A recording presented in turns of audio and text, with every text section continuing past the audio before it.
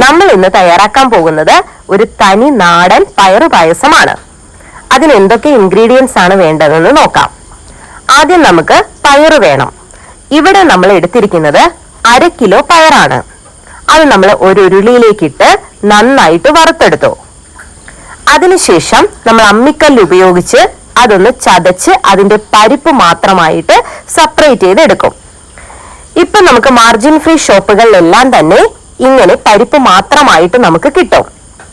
നമ്മൾ ഇവിടെ അമ്മിക്കല്ല് ഉപയോഗിച്ചുകൊണ്ട് ചതച്ച് അതിനകത്ത് നിന്ന് പരിപ്പ് പാറ്റി എടുത്തിട്ടാണ് നമ്മളിവിടെ പായസം ഉണ്ടാക്കിയത്. ഇങ്ങനെ ചതച്ച് പാറ്റി എടുക്കുന്നത് കാണാൻ തന്നെ വളരെ ഭംഗിയായിട്ടുള്ളൊരു കാര്യമാണ്. ഈ പുതിയ തലമുറയ്ക്കൊന്നും ഇതൊന്നും കണ്ടിട്ടുണ്ടാവില്ല, ഇങ്ങനെ പാറ്റിയെടുക്കുന്നതൊക്കെ. ഇത് പറയുന്ന എനിക്കും ഇതുപോലെ പാറ്റിയെടുക്കാനൊന്നും അറിയത്തില്ല. ഇതെന്റെ ചിറ്റയാണ് ഇങ്ങനെ ചതച്ച് എനിക്ക് ഇങ്ങനെ പാറ്റിയെടുത്ത് തരുന്നത്. അപ്പൊ എങ്ങനെയാ പാറ്റുന്നതെന്ന് നമുക്ക് കാണാം.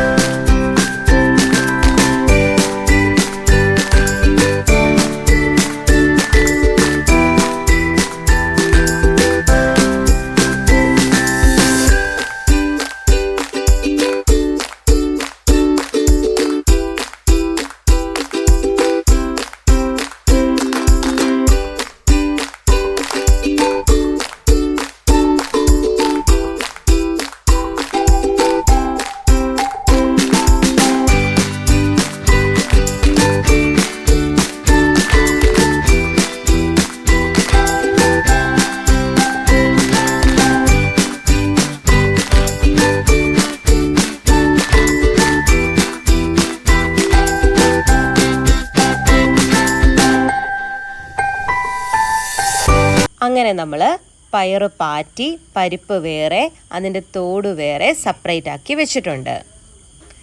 ഇനി നമുക്ക് തയ്യാറാക്കേണ്ടത് ചവ്വരിയാണ്. അതിനു വേണ്ടി നമ്മൾ ഒരു ഉരുളി വെച്ചു. അതിലേക്ക് കുറച്ച് നെയ്യ് ഒഴിച്ചു. നെയ്യ് ചൂടായതിന് ശേഷം അതിലേക്ക് ചവ്വരി ഇട്ട് കൊടുക്കണം.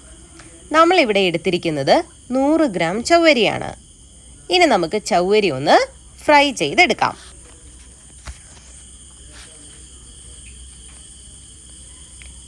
ഈ ഫ്രൈ ചെയ്ത ചവ്വരിയിലേക്ക് നമ്മൾ നേരത്തെ തയ്യാറാക്കി വെച്ച പരിപ്പ് അതിനകത്തേക്ക് ഇട്ട് കൊടുക്കാം. ഇനി പരിപ്പും കൂടി നമുക്കൊന്ന് നന്നായിട്ട് ഫ്രൈ ചെയ്യാം. അതിനുശേഷം നമ്മൾ തേങ്ങാപ്പാലിൽ ഇതിനെ നമുക്ക് കുക്കറിൽ വേവിച്ചെടുക്കണം. ഇവിടെ നമ്മൾ 1 നാളികേരമാണ് എടുത്തിരിക്കുന്നത്. അതിൻ്റെ 1-ാം പാല് മാറ്റി 2-ാം പാലിലേക്കാണ് നമ്മൾ ഈ ഫ്രൈ ചെയ്ത് വെച്ചിരിക്കുന്ന പരിപ്പും ചവ്വരിയും ഇട്ട് കൊടുക്കുന്നത്. ഇനി നമുക്കിത് കുക്കറിലൊന്ന് വേവിച്ചെടുക്കണം. കുക്കർ ഒരു 5 വിസിൽ വരുന്നത് വരെ നന്നായിട്ട് നമുക്ക് വേവിച്ചെടുക്കാം. അങ്ങനെ വേവിച്ചെടുത്തതാണിത്. ഇനി നമുക്ക് വേണ്ടത് ശർക്കരയാണ്. ഇവിടെ നമ്മൾ എടുത്തിരിക്കുന്നത് 3/4 കിലോ ശർക്കരയാണ്. ശർക്കര നന്നായിട്ട് ഉരുക്കി അരിച്ച് നമ്മൾ വെച്ചു. ഇനി നമുക്ക് ഉരുളി വെക്കാം. ഉരുളിയിലേക്ക് നേരത്തെ വേവിച്ച് വെച്ച പരിപ്പും ചവ്വരിയും നമുക്കതിലേക്ക് ചേർത്ത് കൊടുക്കാം. ഇനി നമുക്ക് ഇത് നന്നായിട്ട് യോജിപ്പിക്കാം. കുറച്ചു നേരം നമുക്ക് നന്നായി ഇളക്കി കൊടുക്കാം. അടിയിലൊന്നും പിടിക്കാതെ വളരെ ശ്രദ്ധയോടെ നമുക്ക് ഇളക്കാം. അതിലേക്ക് നമ്മൾ ഉരുക്കി വെച്ച ശർക്കര കൂടെ ചേർത്തു. ഇനി നന്നായിട്ട് ഇളക്കാം.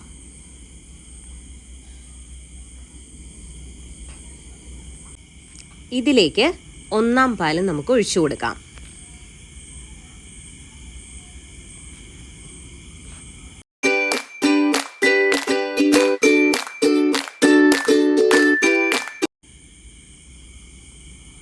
ഇനി ഇതിലേക്ക് നമുക്ക് കുറച്ച് ഏലക്കാപ്പൊടി കൂടി ചേർത്ത് കൊടുക്കാം. നമ്മൾ മിക്സിയിലാണ് ഏലക്ക പൊടിച്ചെടുത്തത്, അത് നമ്മൾ ചേർത്ത് കൊടുത്തു. ഇപ്പം നമ്മുടെ പായസം റെഡി ആയിരിക്കുകയാണ്. ഇപ്പം ഇനി നമുക്കത് ഇറക്കി വെക്കാം. ഇനി ഇതിലേക്ക് കാഷ്യൂനട്ടും കിസ്മിസും വറുത്തിടാം. അതിനുവേണ്ടി നമ്മളൊരു ചീനിച്ചട്ടി വെച്ചു. അതിലേക്ക് നെയ്യ് ഒഴിക്കാം.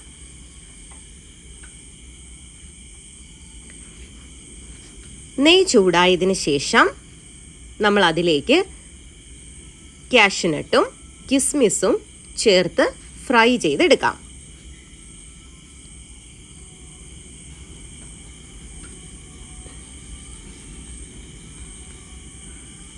ഈ സമയത്ത് നമ്മുടെ വീട്ടിൽ നല്ല മഴയായിരുന്നു.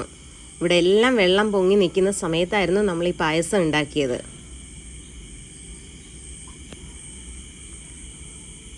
ഇനി നമുക്ക് വറുത്ത് വെച്ചിരിക്കുന്ന അണ്ടിപ്പരിപ്പും മുന്തിരിയും നമ്മുടെ പായസത്തിലേക്ക് ഇട്ട് കൊടുക്കാം.